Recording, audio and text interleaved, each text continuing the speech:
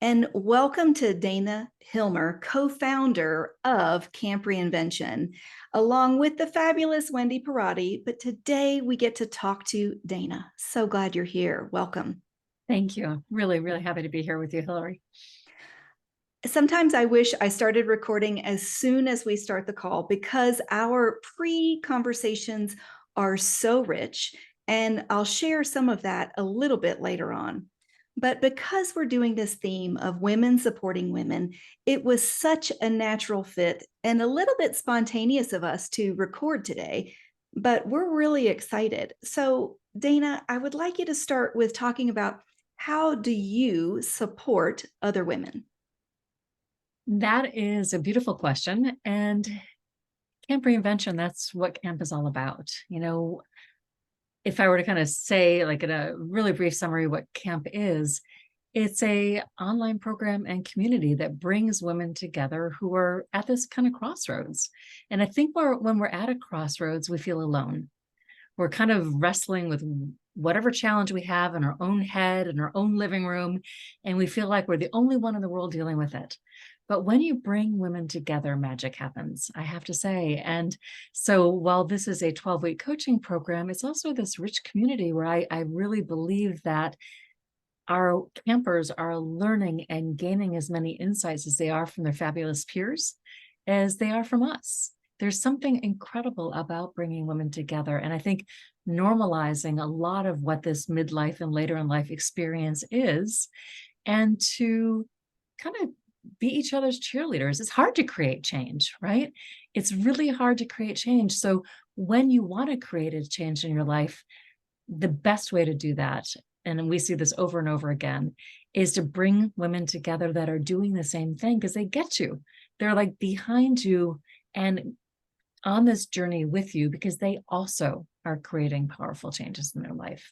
So I would say that's the essence of camp. And to me, it's about bringing women together. It's about elevating each other and supporting each other. And with that, I think that's where the magic happens. I wish I knew about Camp Reinvention 2 years ago. And, we were all going through COVID. We were all trying to come out of it. But what a gift to bring other women together and it's not just, hey, meet this person. It's really doing that deep work to create that positive, lifelong change for what comes next.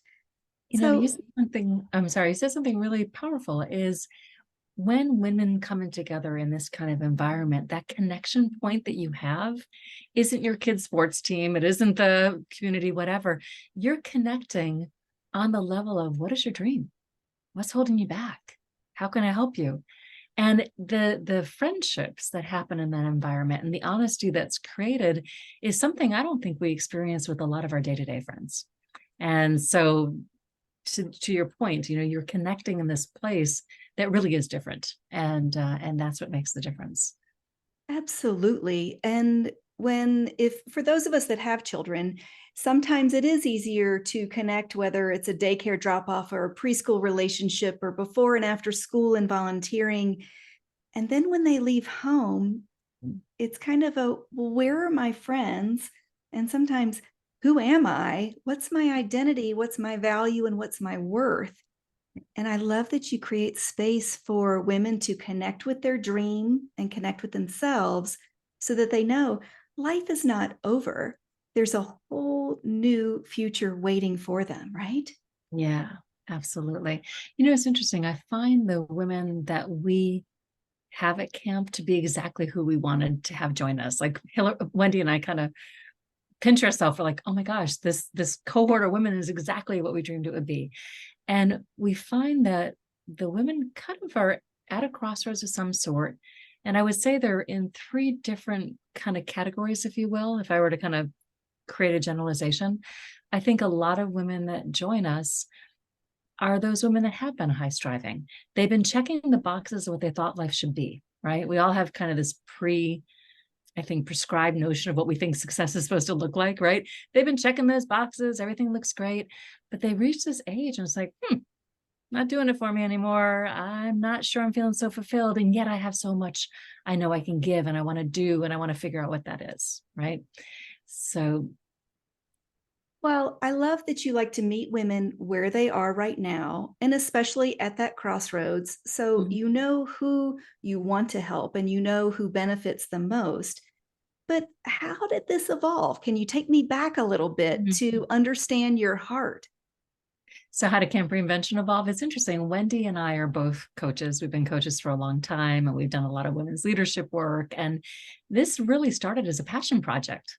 It wasn't really a business in the beginning. And this is kind of, we talk about this with goal setting. Sometimes you have to just dive in, not overthink something, and it evolves because you learn along the way. So we started Camp Reinvention as a retreat with 6 months of coaching with the women afterwards.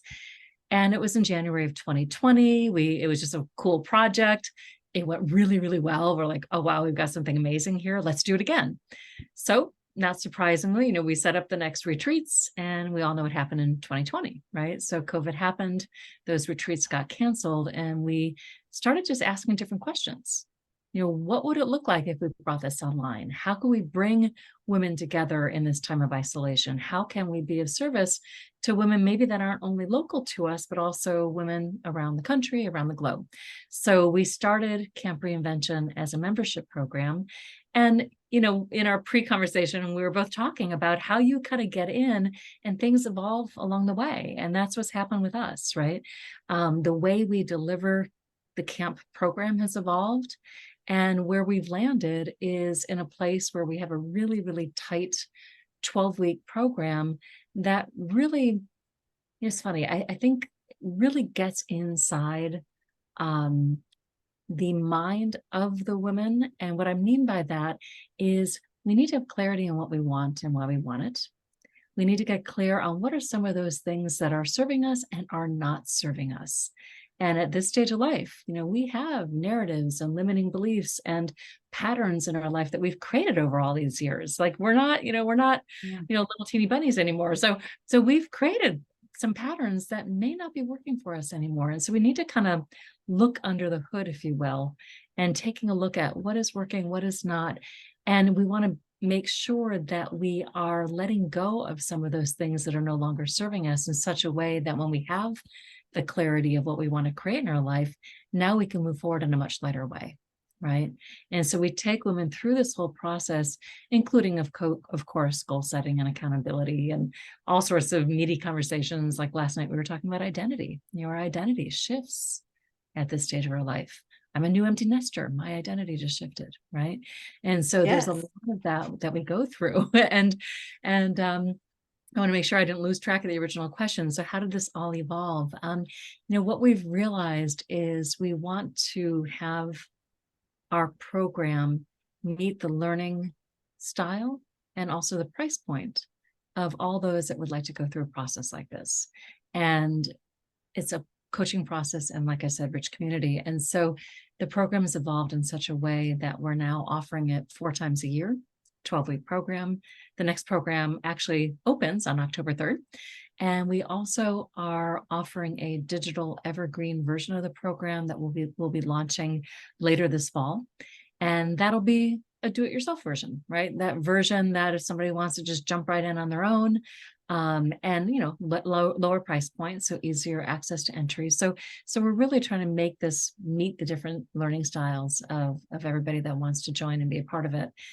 For those that want coaching support and ongoing learning, we have a membership program that we offer too. That's after the 12-week program.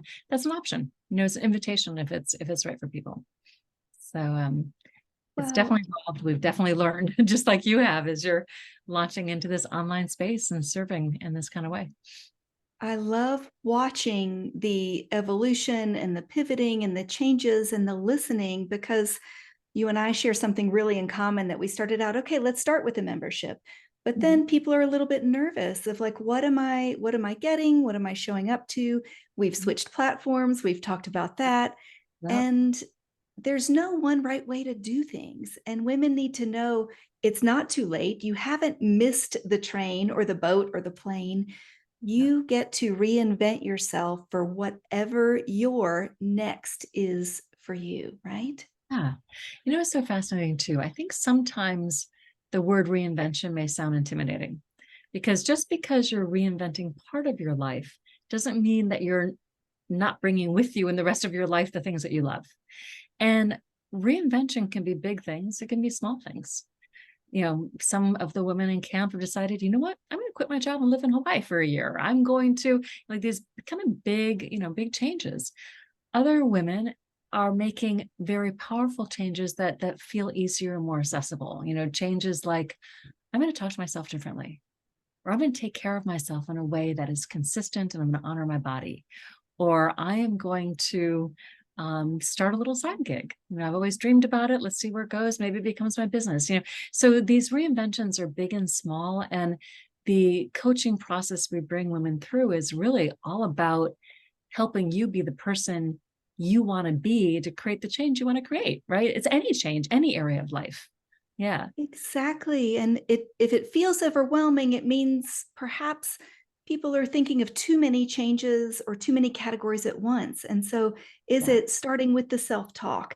Is it with just one physical movement adding, or those kinds of ideas, the side hustle, which, may or may not be a full time job in the future?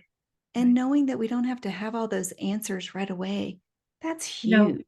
I want to touch on that for a second because we dove into this a little bit in our pre-conversation as well, that a lot of times people think they need to have everything figured out. They need to have the whole plan in place before they start this thing they want to start. And that is so not true, right? And you and I have both experienced that. Like, Wendy and I started Camp Reinvention, not even knowing it was going to be a business. It was just a cool project. But I can tell you right now, if we took the time to try to create this whole plan to get to where we are now and to be bulletproof and to learn all there is about online marketing and learning platforms. And like if we tried to do all that before we launched, we would have never launched. Right. So you start wherever you are, and Yes. it's getting into action. And it's when you're in action, that's when you're now gaining knowledge. I think people think I need to be ready. I need to know. No, you don't. You need to take a step. You need to get into action. And with that action, you start pivoting along the way. You start learning along the way and just kind of staying in that experimenter mindset. And, Hillary, you were talking about how you've done that, right? Like being in this experimenter mindset. What's working? What's not? What do my people want? Right? You stay Yeah. in that place and just trust that it's going to evolve as it needs to because you're learning and you're acting on what you're learning because you're in action. Yeah. 100%, Dana. I love that you are sharing specifics of start where you are right now and take one step forward. Don't get stuck in the kind of, okay, I'm just going to research everything. It's like, Yeah. well, until you put something out there, you're not going to know if you're going to get the feedback. Yeah. I will tell people, if you're nervous about, well, who would look at me if I was starting a business? Would I just be inundated? I'm like, there are not millions of people looking at you in this moment, unless you are a celebrity with a big following, that are going to inundate you. So it's take one small step. And that's the key, small, like even 10 minutes a day, right? I actually just kind of a flashback back 17 years ago now, which is crazy. I published a book called Blindsided by a Diaper. And, I had started a lot of projects before and not finished them. But this project, I was like, okay, if I start this, I'm finishing it. And at the time, I had a newborn, a 2-year-old, and a 4-year-old. Now, the only reason why I mention this, and it is something I'm proud of, I got it published by Random House and all that. But what I'm most proud of is I finished it, and I finished it one teeny step at a time. Right. And so, I was lucky if I could get one email out a day. It's an anthology. So I had collaborators that wrote essays, so it was one outreach, one email, one editing of an essay, it was a half hour here, 20 minutes there. On very rare occasions, to have more than an hour to work on it. And I was consistent and it got done. And I think what was very cool as it relates to this whole, just start before you feel like you're ready, is when I started it, I didn't have anything to show. I mean, I had never been published.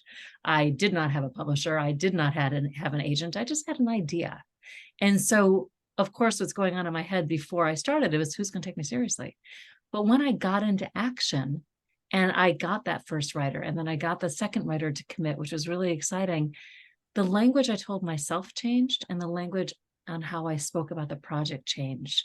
I was no longer the, I want to do this cool thing and I hope I can do this cool thing. It was, I am doing I'm this doing project. it. I'm Yes. doing, right? Taking And what a action. powerful shift. Yeah, I Yes. am.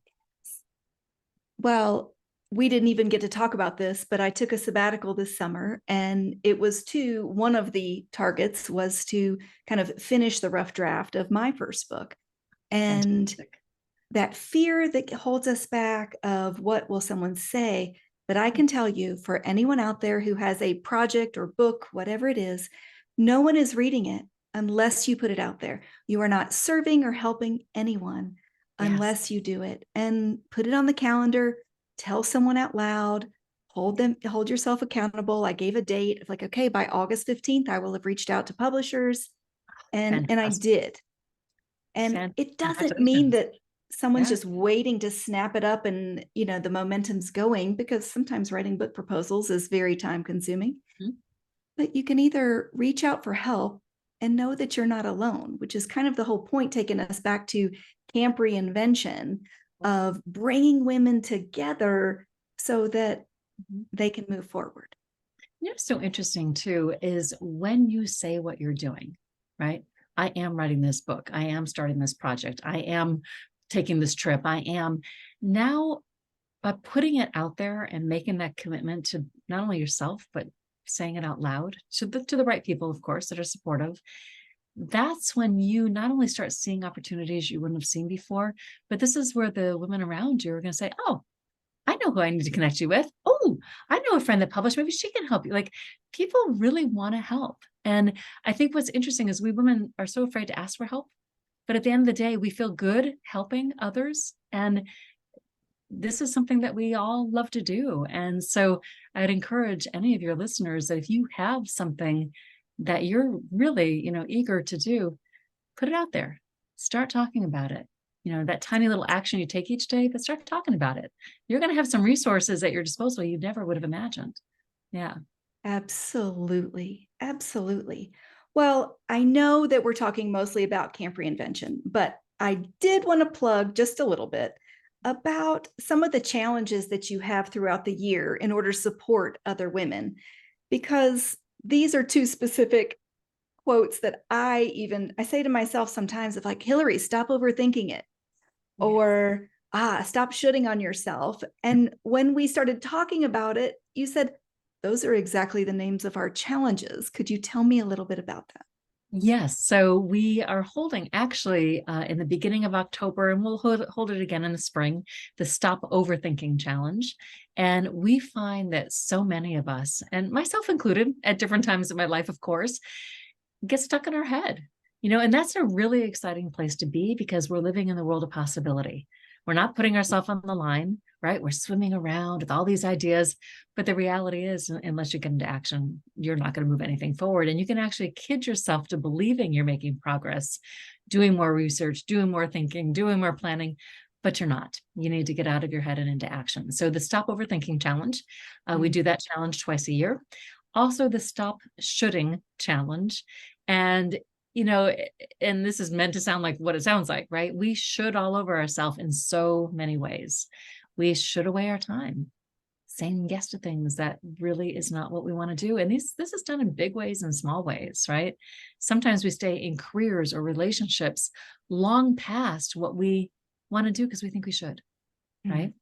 Also, those small ways that we should away our time, when we say yes to those commitments that when we look at our calendar, it makes us feel drained. They're not really aligned, with what's important to us. We have regrets, woulda, coulda, shoulda. Sometimes we think about how life should be. A big one is the pressure that we put on ourselves to be a way that we think we should be rather than be who we already are. And the ways that we should on other people. When we tell other people what they should do, that's the birthplace of resentment, right? So we explore these and more in the Stop Shoulding Challenge. And we'll be doing that again in the spring of 24. So really powerful conversations. I think both of these are really core ways that all of us can find ourselves being very, very stuck. And it's about getting in action and getting an action on those things that are really aligned with what you value and how you actually want to be experiencing your life, right? Not action for action's sake, but, in the direction that you really want to go. Yes, 100% of how do you want to experience your life? One of the podcasts that I've released is Living and Leaving Your Legacy through Mm. journal writing. And sometimes it takes that pause to look back and see, am I showing up each day for myself or for the other people in my life of how I want to? And sometimes the signals for that are, how am I talking to myself or other people? What is my tone? Am I rushing places? Am I grounded? I'm just so reflective on, I wanted to circle back because we talked about in the very beginning before we pressed record of what are terms that women are comfortable with. And Mm. we talk about we're serving women, and is it an age? We want to keep that positive. Is it a stage in life? What are the names of that? Is that inclusive or exclusive? Whether Mhm. it's Gen X or midlife or women over 40, over 50, over 60, life and beyond, second chapter. Yeah. We've got all the names and people have very strong feelings about all of it. So Mhm. how do you choose to serve who you serve? Wendy and I have wrestled with what is the right terminology. Is it an age, women 45 and older, 50 and older? Is it midlife? Is it second half of life? We've wrestled with that too. And I do think it's more about a stage of life. So, for example, I'm 58 and I'm a new empty nester, but I know some women that are 10 years younger than I am, that are at the exact same stage of life that I'm in, right? So I think it's really about the stage of life. I think it's about reaching that point in your life where you're looking ahead and you're saying, what's next here? I am in kind of that middle mark or that second half, however you define it for yourself. But it's really about creating new possibilities and reimagining and actually creating these new possibilities that you're excited about as you get older, as you're in the second half of your life. And I think we women, and this is such a beautiful thing. I've even seen a change since 2020 when we started camp. There's so many more examples of women we're seeing now. We're visible, which is great. And we all know that we as women in this age are far from over. We are so relevant. There are so many things that we want to and can contribute and experiences we can have that we're excited about. And I think there's so much more conversation around that now. And so I think it's really speaking to um, getting older through the lens of what are these exciting possibilities that I want to create? What do I want to experience? And yeah, this is the second half of my life, however you describe that, right? So I think that's the stage of life and the language we're using is creating a second half of life you're really, really excited about. Yes, the energizing, the joy. And so many women I talk about, they're like, I don't want to hear people complaining about their lives. And sometimes there's a space and place for that. Mhm. But I even had to hold myself accountable that if I'm really upset about something, at what point am I going to stop complaining and take action and accept my part in the place where I'm at and move forward? Yeah. Oh my gosh, Dana, we could just keep on talking. And I'm so grateful we had the chance to chat today about positive aging, about supporting other women, about reinventing yourself when you're at that crossroads. Well, let's be And proud of the age that we are, right? Like right, I'm 58. I'm really happy about that. I'm really proud about that. We're the lucky ones, right? I'm 53 and Yeah. there's no shame in it. And the generation that were like, oh, we can't say our age. I'm like, Yeah. what are we hiding from or running from? And it's when you embrace it and release that shame, and then you can be free to be yourself. I love Yeah. it. Yeah. Yeah. Absolutely. And I think honestly, it's when we can kind of age out loud, so to speak, that not only are we embracing our age, which means that we're fully living into the stage of life we're in versus, looking to the past. I think we're also shining a light for other people around us on the fact that getting older is not necessarily a scary thing or certainly not a bad thing. It's something that it's a privilege. Like we get to live more years, we get to do more things, we get to experience more life. And I think the more we're all embracing that, right, that's where we can make a difference, not only in our own lives, but, I think in the lives of everybody around us. Oh, 100,000%. If there was more than 100, I always kind of laugh when people say 1,000%, because it's like, well, 100's pretty full, pretty Yeah. full. Yeah. Well, what would you love to close with today? Kind of a last thought for our listeners. Hmm. I think that kind of the three core beliefs that we have at Camp Reinvention. One Mm, is creating change intentionally. Whatever change you want to create in your life is possible.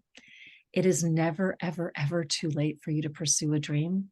In fact, that's what's going to keep you most fully alive. And that the life that you've lived so far really does not dictate the life that you live in the future. You get to decide that, right? You get to abs- decide that. mm. Dana, thanks so much for joining me today. And a shout out to Wendy. We'll get her on the Oh, no, she'd love podcast. it. And that sounds great. So I wish you all the best in Camp Reinvention. And I'll have details in the show notes.